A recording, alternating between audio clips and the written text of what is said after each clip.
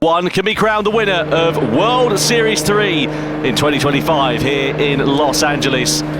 This is going to be hugely exciting to see what will happen as the drivers are ready to go for the start of this race. Let's work out how they all line up on the grid. The sprint race decided it just a few moments ago, and it sees Jose Serrano, the championship leader, lining up on pole position. Kylian Drumont is alongside him on that front row of the grid. Row 2 is headed by the quadruple world champion Takuma Miyazono, with Kai de Bruyne, the debutant podium man from Berlin, alongside. Then Paul Ura heads the third row of the grid in 5th place ahead of Thomas Laboutelet, who started last in the sprint and managed to get to 6th at the checkered flag. He's just in front of Takuma Sasaki and Adriano Carrazza.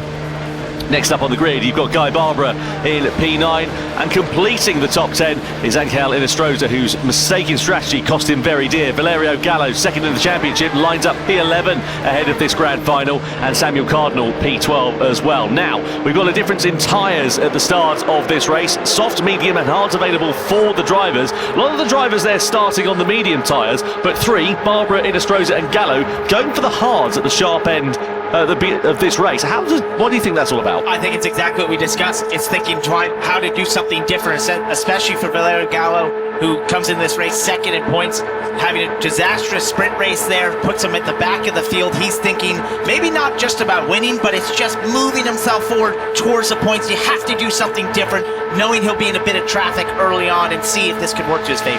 Yeah, I imagine the idea, of course, with the hard tyres is get them out of the way as soon as you possibly can. The hard tyres like lava, basically. You don't want to be on it for as short as a distance as you possibly can, given the pace difference between the soft, medium and the hard tyres. So get them out of the way, get yourselves onto the medium or the soft tyres, and make some progress in the mid to the latter stages of this race. But Jose Serrano will lead the field around the final corner and across the line as we get the grand final underway here for the Nations Cup in Gran Turismo World Series 3 in Los Angeles. We're in the Daytona Road Course and we're coming down towards the first turn, with Serrano leading from Kylian Drumont. On the brakes we go. Already moves being made in the background there, with Cardinal having more grip under braking. He was looking for a move on Valerio Gallo. Also, Ura coming under pressure from Thomas Laboutelet as well. We come to the infield section for the first time. Pretty even Stevens and pretty fair and sharp at the front of the field. But let's see how it all works out as we come through the fast left-hander and in towards this hairpin. Yes, the other horseshoe. The first one's the international horseshoe. This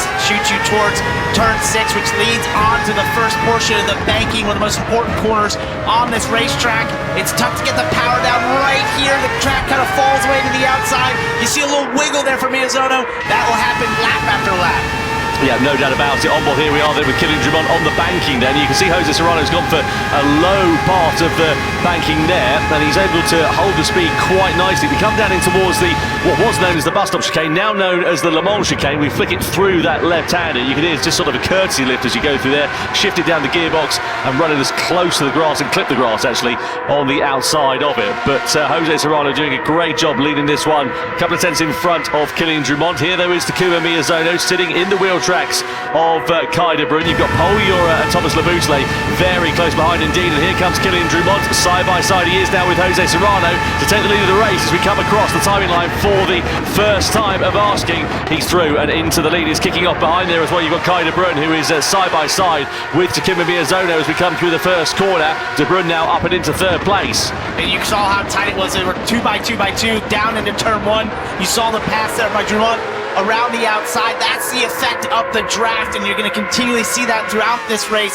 Drivers, as long as they stay close enough together through the infield portion, there's so many opportunities to make passes utilizing the draft through the oval portion of the Daytona Road Course. And that's what every driver's thinking as they go here towards turn 6. How can I get the best run to stay as close as I can and then utilize that draft to make a pass? Yeah, on board here then with Thomas Laboutelet. So he's made a position up from where he started. He was P6 on the grid, just to remind you. He's now up into 5th position at the expense of Paul Ura. Barbara, Inestrosa and Gallo, they were the three outliers. They started this one on the hard compound of tyre, and you wonder how their race is going to play out. We come down then in towards the chicane once more, and it's kind of damage limitation for those three drivers in the opening stages of this race here, Parker.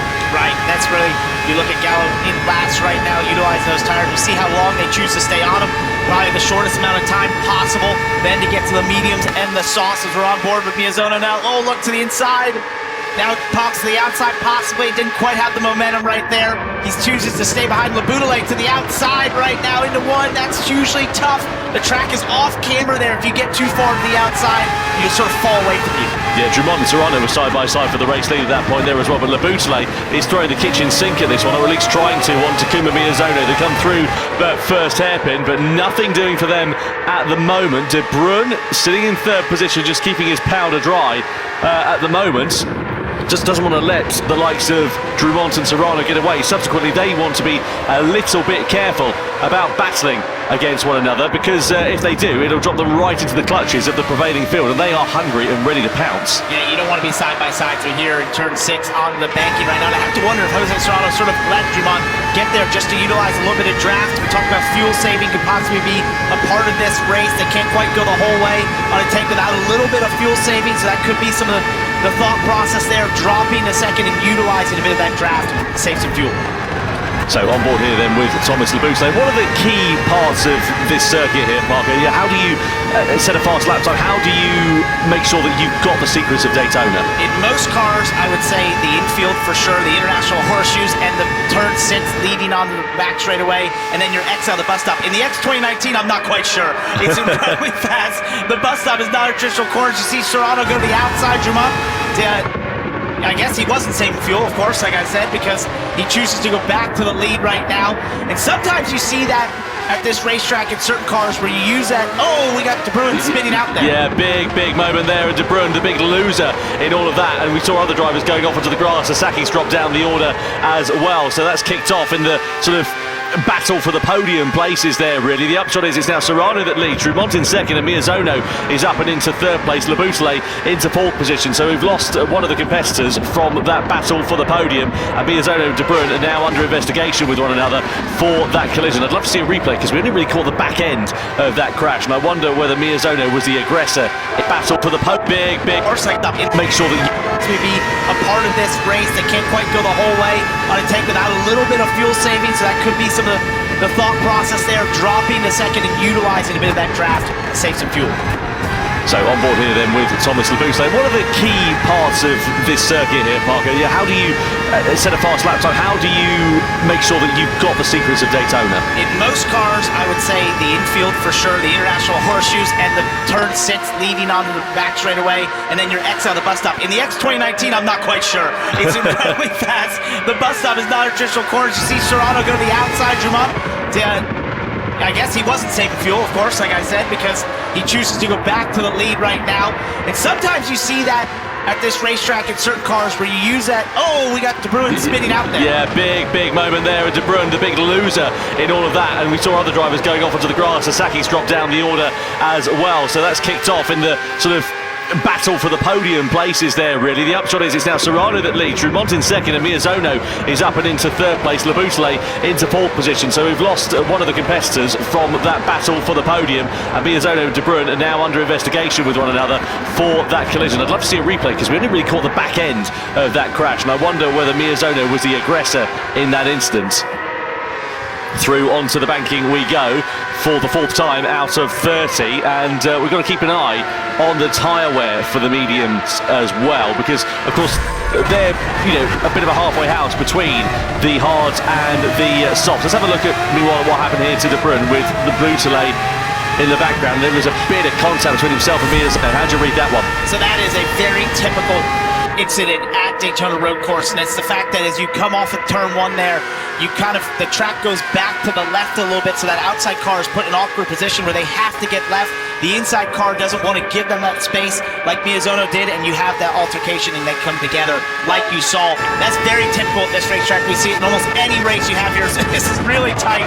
2x2x2 down to turn 1 amongst all these drivers. Yeah, this is phenomenal. Looking at Estroza with the inside line. I thought he was going to have a dandem lunge to the inside. Sasaki and De Bruyne are also going wing mirror to wing mirror as they make their way through the first corner. I tell you what though, for the likes of Estroza, Gallo and Barbara, this is actually working out quite nicely for them, because they're now on the back of some medium shot runners, and it will just give them the impetus there to try and hold on to the back of them, even though they're on a slower compound of tyre. You can see Estroza pulled alongside Sasaki, but Sasaki with the mediums, just great attraction out the corner, nothing that Estroza can do, and himself, Gallo, and also Barbara need to be a bit careful they don't get involved in squabbles amongst one another and let those two drivers get away too much, because it could come back to bite them later on in the race. And one of the things they're doing there, they love to see them close enough to the infield, because that allows them to utilize the draft again through the banked portions and essentially stay closer than they naturally would on just pure lap time with those slower tires. On board here then with Jose Serrano as we come through the bus stop then. You see how much curve and grass they're clipping there. They are literally millimetres away from disaster. And the thing is with these cars, you drove it yesterday, Parker, they are tricky on the limit because all the torque's at the top end of the rev range. Super tricky there when you get the throttle down. As Dumont goes to the outside here, Jose Serrano, he's going to utilize this pass we've seen twice from these two. And sometimes this actually can look like battling, but it's almost working together at this racetrack because the draft is so powerful. When you're in Jose Serrano's position there, you let Dumont do that, then you'll get the toe the next time around through the banking and vice versa. You'll swap positions lap after lap like we're seeing from those two. Strozer and Barbara battling. It might be for the last positions in this race at the moment, but it might come back into their favour later on. You can see them very close to one another. Valerio Gallo, again, not made too much of an impression on this race, but he's playing the long game here. This is what all of these drivers, Gallo, Strozer and Barbara, are doing. They've started on the hard compound tyre. They've gone ugly early, haven't they, really, here? Trying to make sure that they've got that tyre out of the way as soon as they possibly can, so they'll be on a quicker set of compounds towards the end of the race, whereas, of course, everybody on the medium tyres, depending on which way they go in terms of the strategy, will have the harder tyre to do at the end of the race. Where'd you come up with that term? It's something you use in nightclubs in the UK. I'm glad that one translated. I'm glad that one translated across the pond. On the brakes we go, in towards the chicane then. Look at Miyazono, he's all over the back there of Jose Serrano. And again, they're overtaking one another, they're changing positions, but it's nothing to get too excited about at this particularly early stage of the race, because you know that they're just giving each other racing room. They're not fighting these positions too hard, the ones that are being attacked, and they're just, again, waiting for the right moment to go, because it's when the pit stops come out, that's what nobody knows is going to happen, because even though you're on the medium tyre, doesn't mean they're all going to go for the soft tyres in the mid-stint. They might go for the hard tyres, or they might decide to play a different strategy. We have seen drivers doing 2 stops, we've seen some doing 3-stop strategies as well, which is a bit of a road call, I have to say, but sometimes it does pay off. And what they're close to doing, these front four, is actually getting away from Paul Ura, who's in 5th by enough of a gap that he wouldn't have the draft anymore. He's just over 2 seconds from the leader, about a second behind 4th place here. So if they continue to work together, utilizing the draft, they could separate themselves from Paul Ura and sort of have their own pack.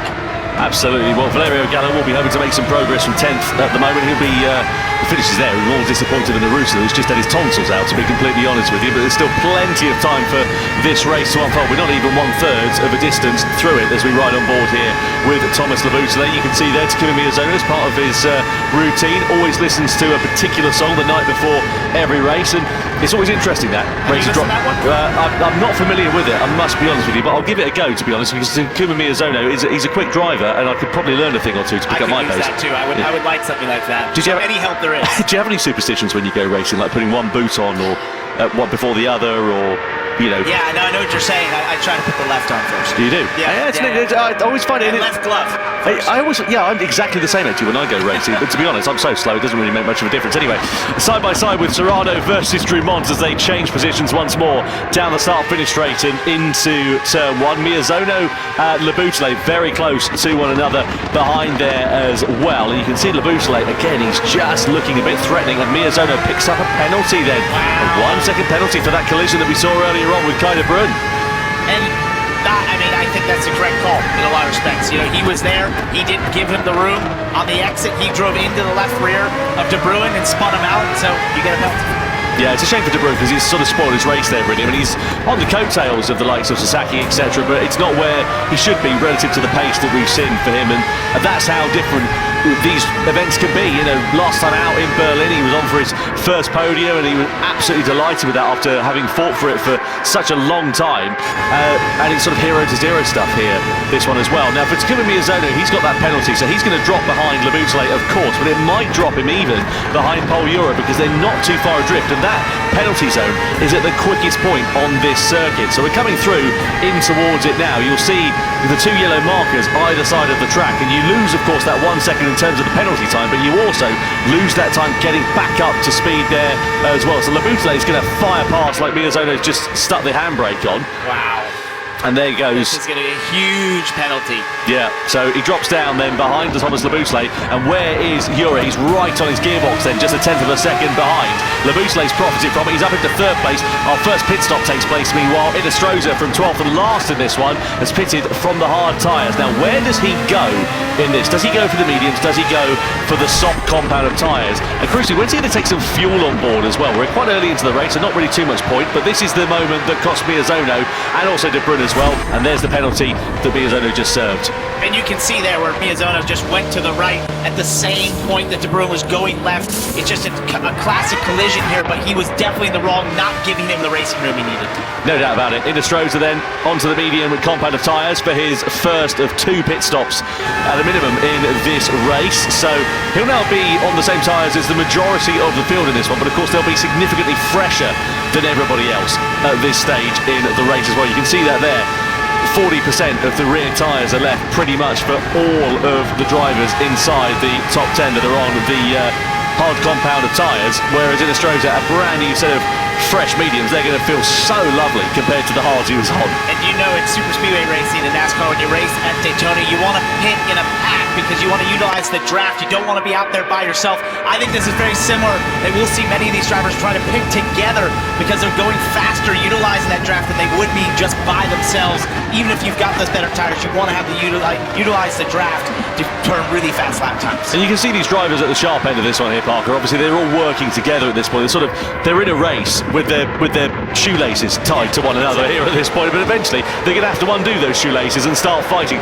It's loads of time still left to go in this one. This is one of those races where you see 12 lead changes and it's like, wow, that sounds awesome, but it's not the full story. They're working together, utilizing those lead changes to have the fastest lap times and not slow each other down. You can see exactly what it would mean for Jose Serrano if the checkered flag fell now, though. It would be another 6 points in his arsenal, and it would give him quite a commanding advantage as we go into the World Finals. And, you know, fair play, because he really would deserve it, but there's so much time left to go.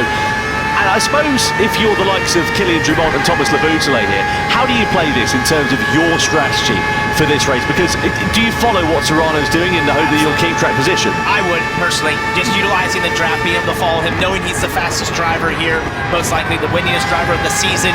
You think, if I follow him with the draft, you don't know what could happen, what you could pull off in that final stint. So stay as close to him as you can. There's no reason to try something different when you're this close and have the draft in your favor. Just to give you an idea of the difference in pace between Angel Inestrosa and the sharp end of the field. Last time around, he was a 1:28.8, which of course wasn't a full flying lap because he was out of the pits. That was an out lap for him over the course of that one. But just to give you an idea of the first sector, he was about a second or so clear of anybody else last time around. So really impressive stuff there for Jose Serrano, and we'll see what it means for him later on. Barbara and Gallo, they managed to extend those hard tyres a little bit later on. They've pitted a couple of laps after Angel Inestrosa here, which means their tyres, whichever they go on to, will be a couple of laps newer. So it'd be interesting to see how that works out for them, because we did see that in the Manufacturers' Cup earlier on this evening. I won't spoil the result for you if you haven't caught it. I do implore you to go to do it because the racing was spectacular, but we saw some drivers pitting early, and ultimately they ended up paying the price for that because they lost track position. They did, but if you can turn the fast lap times after this, especially on those tires, that's going to help you. The hard part is that these leaders are continuing to work together and utilizing this draft, and so that's just going to make it tougher, even if you're by yourself on better tires, to make up that time. Maybe as I look at some of the lap times, you can get close to their lap times, but to be faster than if you want when you're on those tires, to make up that time and make up some track position, is going to be a really tall task.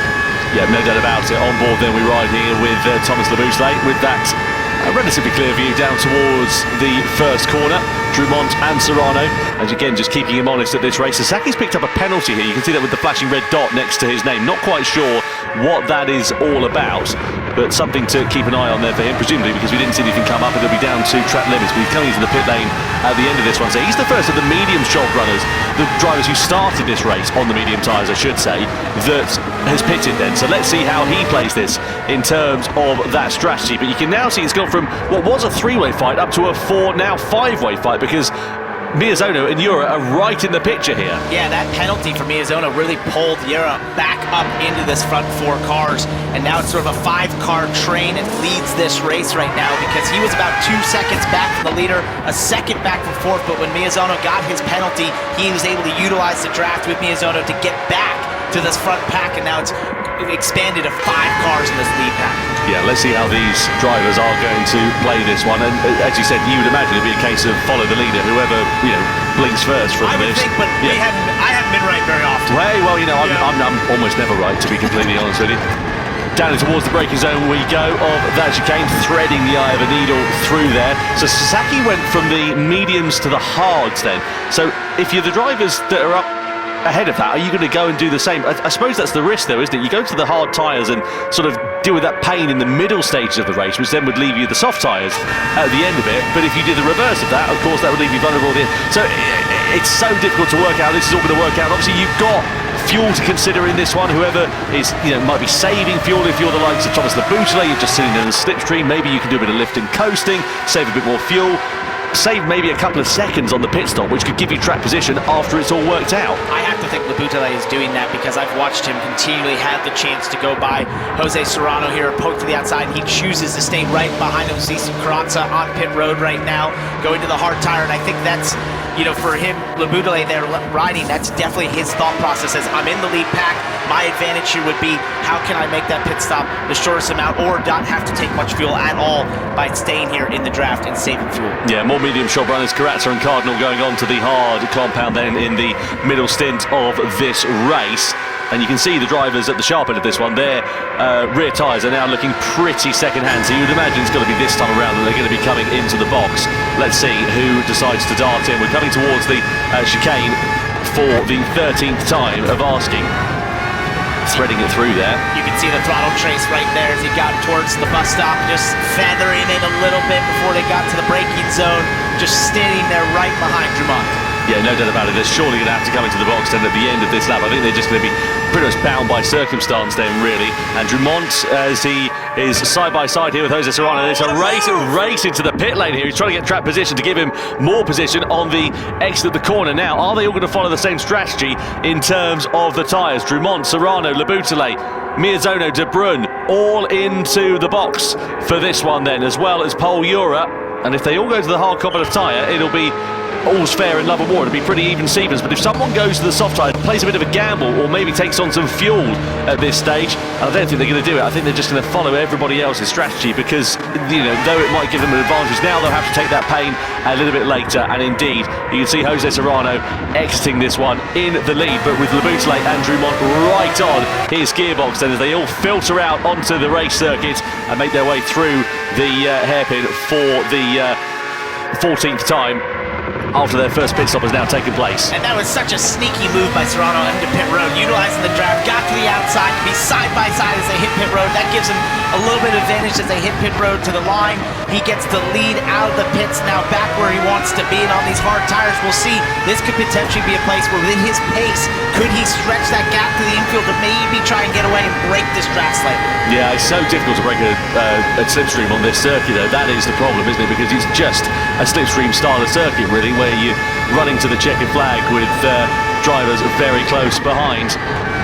So plenty of time for this one to play out, and Jose Serrano there just 0.3 of a second the advantage he now has over Thomas Laboutelet, who's ascended himself up into second position after starting this one in 6th place. Samuel Cardinal's also made some good progress in this one. He's into P7 as well, in front of Guy Barbara and Valerio Gallo. In Estrosa's where he started, if you remember, he was the first driver to pit in this race. He went from the hard tyres onto the mediums, which is a good strategy in terms of giving him a bit of clean air, a bit of track position, but it might come to pay him in the backside a bit later on, as we see Guy Barbara with Valerio Gallo side by side into the braking zone. Barbara with the advantage then, and with track position now, and into 7th place. Gallo and Cardinal slot in behind. That was a really brave move there by Gallo to the outside. You knew the clear Cardinal on the inside, but stayed there with Guy Barbara on the inside, down into turn 1. Couldn't quite make it work as you just don't have the grip on the outside. But with these medium tires, he's showing some great pace as they try to move forward from the back of the pack early this race. Yeah, through into that right-hander as we ride on board here with Valerio Gallo. You can see the steely face of concentration for the 2021 Nations Cup World Champion. The results have not been particularly forthcoming over the course of this evening here in Los Angeles, but he does still sit second in the championship as it stands for now, just 3 points adrift of Jose Serrano.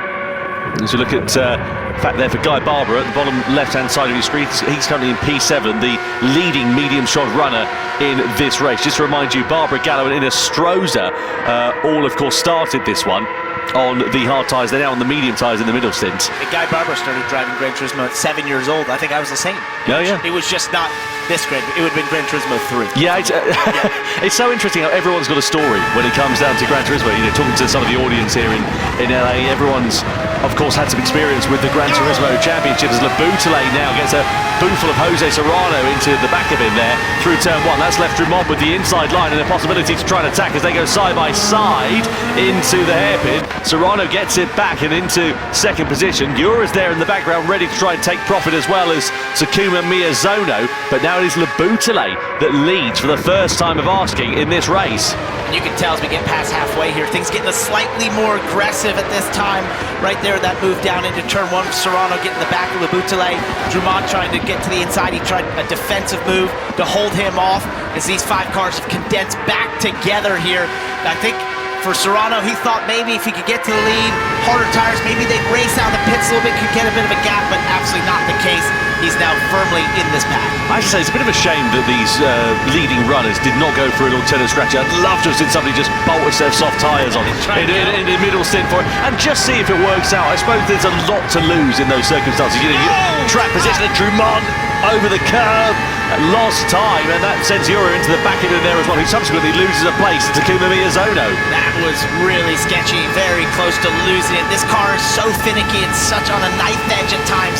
It's very reactive, but if you get those big slides, they're hard to hold on to. Drummond did a great job through there, through the Le Mans chicane, holding on to that car, but loses a ton of time. Yeah, really well done there for Kylian Drummond, but as you say, a shame there for him as a result of that. He's now down into fifth position. He's got a fair bit of work to do to catch up onto the back of Miyazono and of Paul Ura. And look at that, he's just put a bit of daylight between Serrano and Laboutelet. Only about 7 or 8 tenths of a second or so, but just enough for them to not have to worry in their mirrors immediately behind. I don't think that means the top two are going to start attacking one another, but I wonder if they might be able to use that, get a bit of impetus, start working together now to build out a cushion over the likes of Miyazono, Ura and Drummond.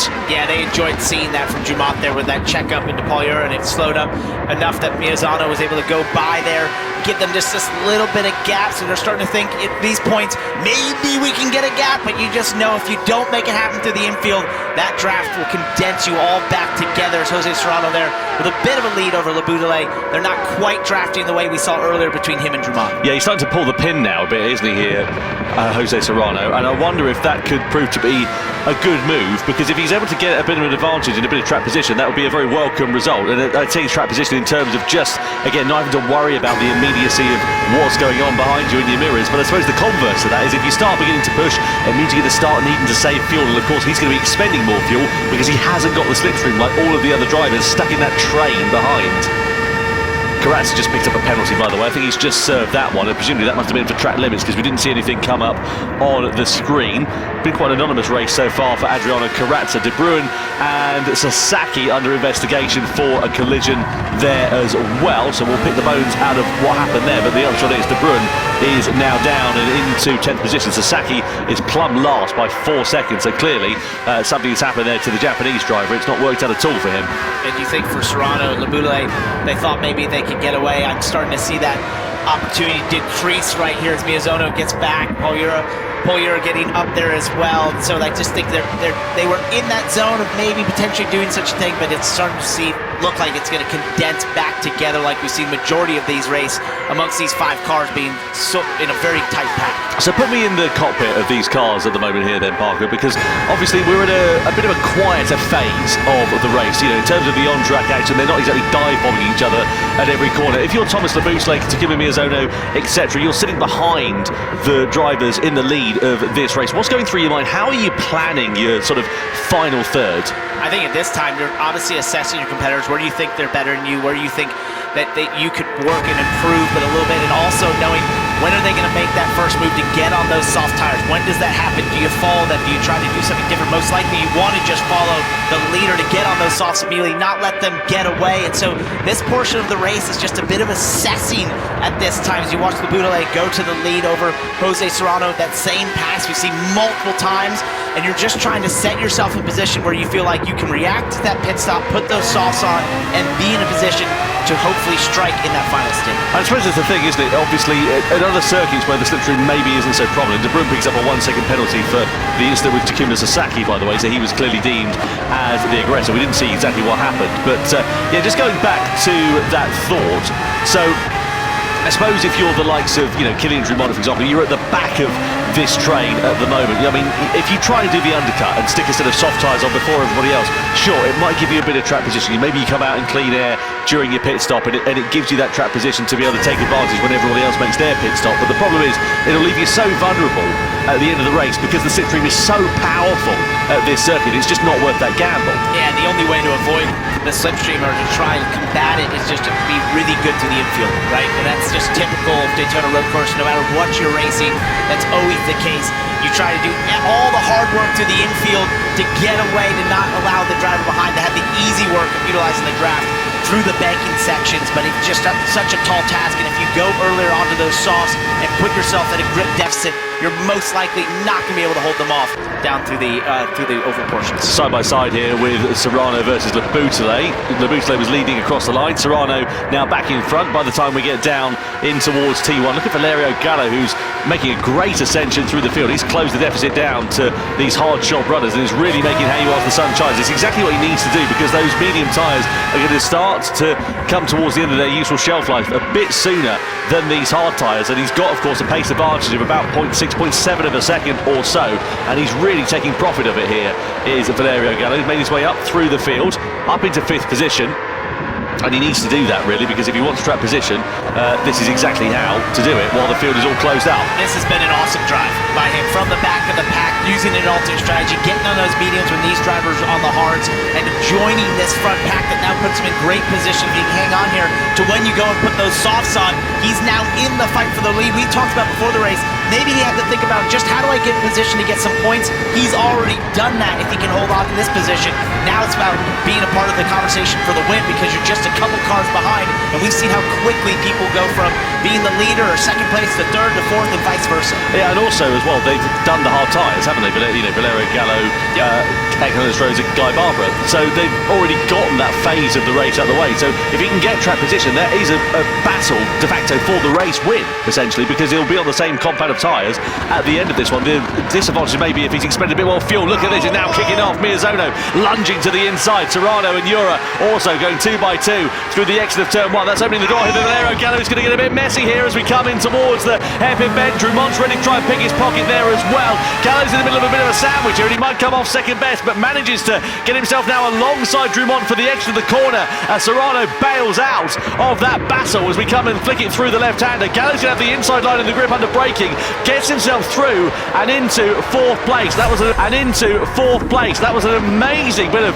driving from all of those concerned in the first sector, because it looked like it could have got pretty ugly, that one. And it put them all 3 wide in consecutive corners, and Serrano was the big loser of all this, being on the outside there of turn 3, the International Horseshoe. There's just no grip, especially if you're forced to the 3rd groove right there. He couldn't get accelerating, falls all the way back to 6, and has really been at the front 2 positions most of this race. He has serious work ahead of him.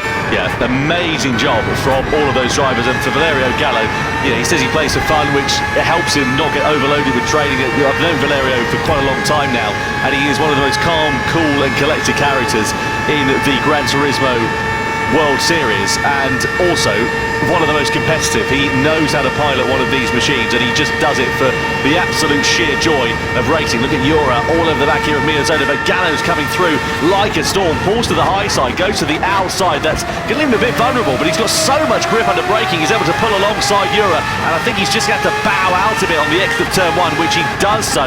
But if that doesn't show you the difference in performance between worn medium and worn hard tyres, I don't know what will. Like I say, the only question mark for Valerio Gallo is, has he expended more fuel relative to those drivers in front of him? Because it might cost him a bit later on when they start making their final pit stops and have to take fuel on board.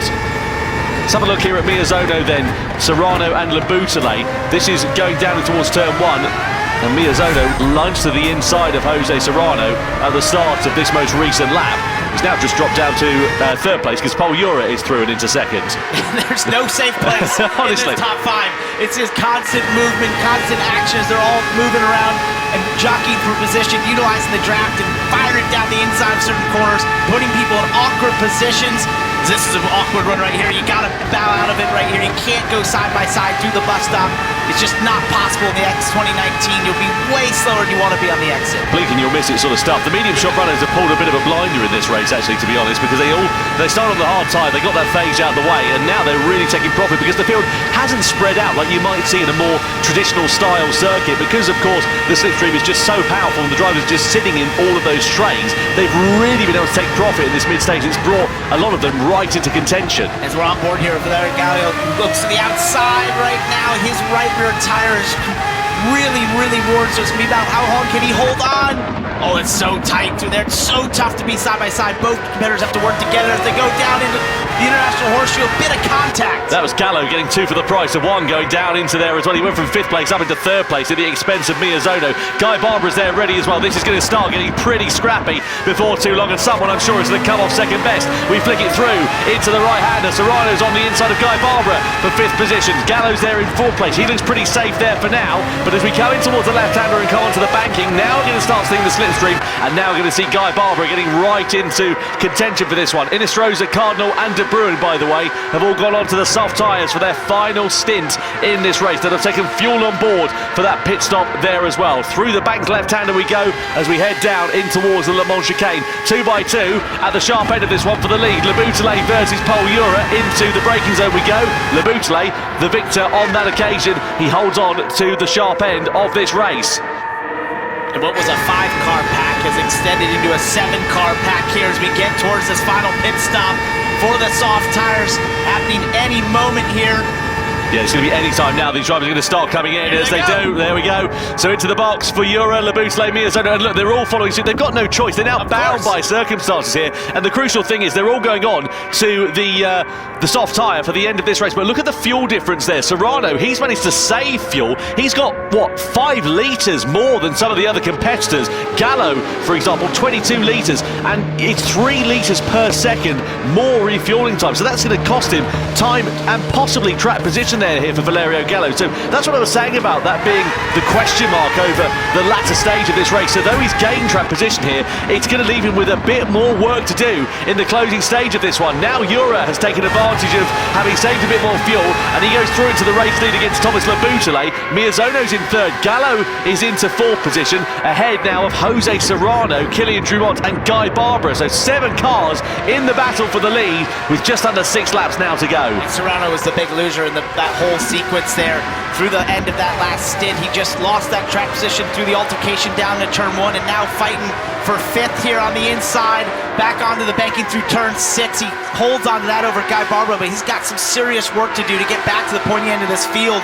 It's going to be a tall task to navigate himself back up to that lead pack. They've got a bit of a gap now, and then make some passes. Yeah, it's starting to splinter off here, hasn't it, really, from being that 7-car battle. It's sort of gone from a 7-car down to 1 4-car battle, and then you've got that gap of about 7/10 of a second, but it takes that one moment, that one mistake, and it goes from that 4 right back up to that 7-car battle, especially if these top 4 start squabbling amongst one another. If they start knocking 7 bells out of each other, then you've got a real...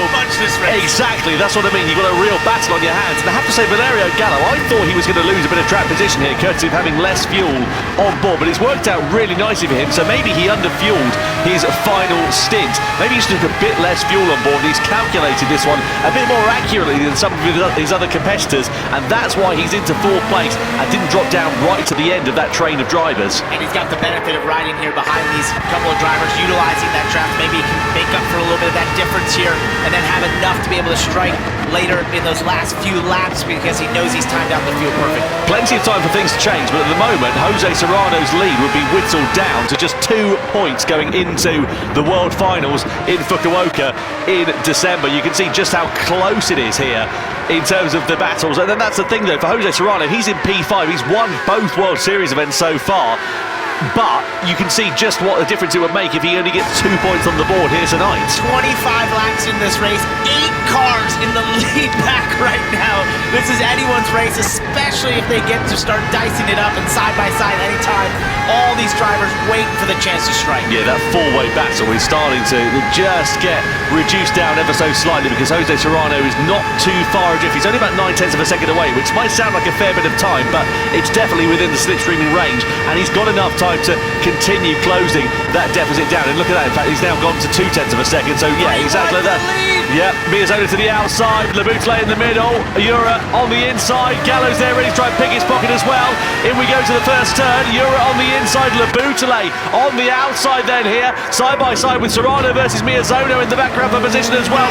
Oh, Miyazono with a big lunge to the inside, contact, bang, into the side of Laboutelet. Serrano's going to get shoveled to the curb on the outside, that's going to cost him drive. It's going to cost him a place to Valerio Gallo and also Guy Barbara there as well. Miyazono's now through into second as we ride on board with him. Barbara is on the outside here. Well, I thought it might be a couple more laps before the gloves started to come off, but, well, they come off and they're throwing the kitchen sink in it already. Say elbows out here right now as we go through the infield and oh, a little bit into Barbara there from Drummond. Just a hip check as they got onto the banking right now. 3 wide here for the 4th position, and Serrano watches all this, just trying to navigate through it. He continues to lose positions. Yeah, England-Stroza's coming right into play for this one here as well. Guy Barbara is about 8/10 of a second off the back of these 7 drivers that are all fighting for the race lead. I say 7 drivers because Kylian Drummond has dropped back a little bit off of the top 3. It's about 1.3 seconds or so. So the sharp end of this one, Jura, he's trying to check out of this one here. He loved what he saw behind him. All that jockey position in 2 wide, it allowed him to gap out by 1.2 seconds. That's still within draft range, but Laboutelet and Miyazono have to get to work here, drafting with each other to get back to Europe. Yeah, 3 to go then here as we come in towards the left-hander of turn 1. They've got to be sensible and smart about this one if they want to challenge for victory, and it would be a huge dent in the title challenge for Jose Serrano. I remind you, he had won both World Series events in London and Berlin and has a 3-point advantage. That will be whittled down to 2 points as we go into the World Finals. So it's going to be a very tense time for Jose Serrano, I would imagine, in the cockpit of that car if he finishes in P5. But again, there's still a bit of time for him to try and turn around those fortunes. And Paul Jura's just got 2 more tenths on that lead right now, up to 1.4 seconds. That's the biggest lead we've seen in this race yet, with just a couple laps to go. 1.5 now as they get onto the banking. He's doing exactly what we talked about, what we thought Jose Serrano was trying to do earlier, had the chance to do, and that is jet away from the field, get away from that draft, and see if you can get to where they can't even get to you. Up to nearly 320 kilometres an hour, over 320 kilometres an hour as we come in toward that chicane then. Laboutelet and Miyazono need to do everything they can to close the deficit down because Miyazono and Miyazono rather, beg your pardon, and Laboutelet can see their chances of victory slipping through their fingers because Jura is driving like he's left the gas on at the moment. Look at him weaving, he's trying to avoid the draft. He's trying to break the draft by weaving a little bit through the section there on the straightaway. It looks odd, but that's exactly what he's attempting to do. Yeah, coming down in towards turn 1 then. So through to that left-hander we go. And it's ebbed and flowed so much for this race, hasn't it? Valerio Gallo was a little bit loose there in the first corner. That might leave him vulnerable to attack from Angelina Stroza. So Gallo's challenge for victory looks to have faltered somewhat in the closing stages as it now has ebbed and flowed just a little bit more. And from what was a 7, nearly 8-car scrap a couple of laps ago, it's now reduced down to, what, one driver who's got a lead of about a second or so. Then you've got Miyazono and Laboutelet involved in their own scrap with one another, and you wonder again whether fuel might be coming into it. I mentioned about Valerio Gallo maybe under fueling a bit. Look at that, he's got 9 litres relative to some other drivers in front of him who've got 13, 14 litres, so they might be able to push that bit harder in the closing stages of this race. Yeah, he didn't want all that tossing about that we had there where they're running into each other and messing around. It really broke up the draft for him and put him in a position where he had to to be not able to utilize the draft to stay up there track position wise, and so it's fallen back to sixth. It just hadn't quite worked out. Yeah, Paul Ura's played an absolute blinder in this race though. Can he hold it though to the end is the crucial question. Look at the run that Laboutele got on the exit there of the Le Mans chicane. He's going for the high line on the outside. It's a longer route around that corner, but he gets it back into the slipstream quite nicely there. Miyazono, as you said, trying to break that toe, I'm sure, before too long. Laboutele goes for the outside line as they go 2 by 2 across it. 2 to go at the end of this one here. Laboutele with the outside line for second. Miyazono on the inside down in towards turn 1. Miyazono will have track position, but will he be able to hold it? Laboutele's going to get hung out to dry on the outside here. And again, just one corner of battling, and look who's there in the background. Jose Serrano and Kylian Drumont. They are right away ready to start nipping at his heels for those podium places. They're saying, we're back, we're here, we can see you. If you get side by side again, we're ready to strike. And I thought Laboutele was trying to use the draft there to help Miyazono get back towards Paul Ura, but he just didn't have the chance. It didn't work out. The timing was awkward there down the straightaway, and they actually lost a bit of time. Yeah, so through on towards the banking we go once more. Here is Jose Serrano, the man who has dominated the GT World Series and the Nations Cup. You can see his compatriot at the sharp end of this race, just a second or so down the road, and you wonder whether the chance of victory has slipped through Jose Serrano's fingers here this evening in Los Angeles, because he's sitting P4. Anything can happen, but it's a tall order to be able to close that deficit down on a circuit as tricky and as reliant on the slipstream as this one, especially with the other drivers in front also having the advantage of that slipstream. So we come round the final corner, we come across the timing line ready to start the final lap of racing in the Nations Cup. It's Ura, Miyazono, Laboutele, Serrano, Drumont, all separated by a very small margin in this battle for victory here at Daytona. Who will be claiming the checkered flag? And they just cut a half second out of that lead for Ura right now. They're going to be right on his heels. They get back to the banking if they can stay right here. Laboutele into Miyazono. Oh my goodness! Miyazono gets spun round. Laboutele is hit into the side there as well by Kylian Drumont on the exit of the corner, so the Frenchman's race has really come undone, and you would imagine there's going to be a penalty coming the way of Thomas Laboutele. It's opened the door though for Drumont. His compatriot walks straight through on the inside, and Miyazono, the big loser in all of that, is he's dropped down into 5th place, and it's somewhat spread the field out in this battle for the victory then here. Ura's gap is now up to over a second, with his compatriot Jose Serrano just a second or so down the road. Can Serrano invent something in the final sector of this race to challenge against Paul Ura's lead? It's going to happen all down here at the Le Mans chicane. It's all about how you get through here. If it's clean and up to snuff, he'll be just fine here, just under a second lead, but still, even with that 8/10, 7/10, he should be fine. Laboutele with a 3-second penalty. That's his race done, and any chance of points going completely out of the window here tonight. What a shame there for Laboutele, and even bigger shame though for Takuma Miyazono, who lost out on a chance of challenging for that win. No such bother though for Paul Ura. He comes across the timing line to take a commanding victory. Paul Ura wins World Series 3 in the Nations Cup here in Los Angeles ahead of Jose Serrano. It's a Spanish 1-2 in LA ahead of Kylian Drumont, who completes the podium.